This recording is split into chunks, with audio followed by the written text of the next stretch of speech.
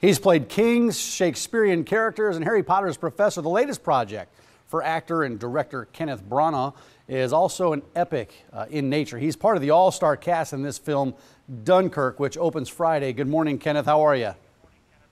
Good morning, Mike. I'm very well, thank you. It's really a pleasure having you here. And this movie, this is on my summer watch list right here. And Christopher Nolan, I was reading something about this, and he said he directed this movie. He says this is really a story that he's always wanted to tell on film. Can you set this up for us?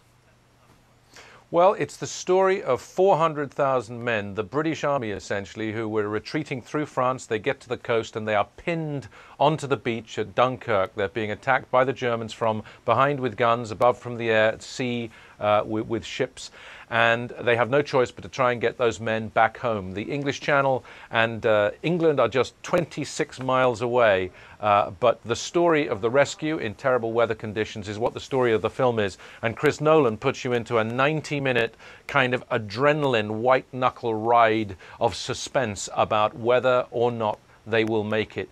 He tells the story through lots of individuals, but you keep being reminded that those little individual stories are inside this enormous kind of epic situation. It's a heart-pounding piece. It's a very passionate personal project for Chris Nolan, and I think he's done a wonderful job. Well, a lot of people are interested in this as well. 22 million views on the YouTube trailer.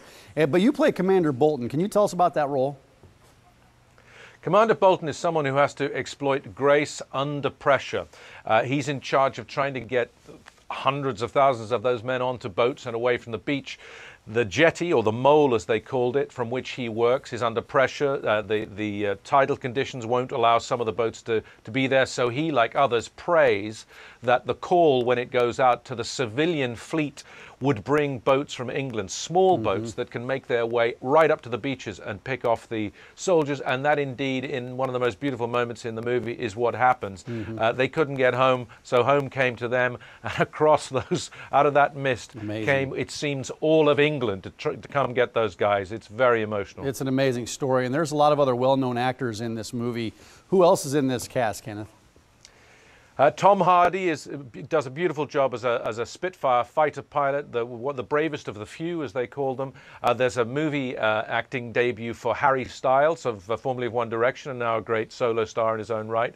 Mark Rylance, Oscar-winning Best Supporting Actor for A Bridge of Spies, and a beautiful, great actor, is in the movie. Cillian Murphy, fantastic actor, was the Scarecrow in one of Christopher's Batman films, and a wonderful group of young actors. Finn Whitehead is really the leading guy at the center of it, almost his first job, and he's there, as Christopher suggested he wanted, just to show how incredibly young everybody was there. The film is full of youthful energy, and I think that's going to really surprise people. Yeah, this is an action thriller. It's coming to conventional theaters, it's coming to the IMAX as well. What was it like to shoot this movie? So much action, but from a visual standpoint, it's incredible to watch, and it really feels like you were there in a lot of these just unreal moments a lot of these soldiers went through. What was it like?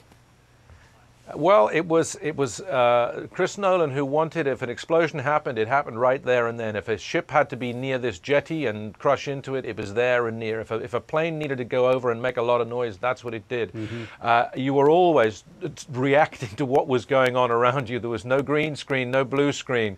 And on the bridge I was at, behind me, there were 1,000 guys, literally 1,000 guys waiting to get on a boat. There was an incredible sense of the energy of the event, and every time I turned to my right and looked across the bridge, I would see the whole of the Dunkirk beach, this massive stretch of land where all of these people were trapped. To be right there in the real place where it happened just meant that you never forget that we were a part of kind of living history.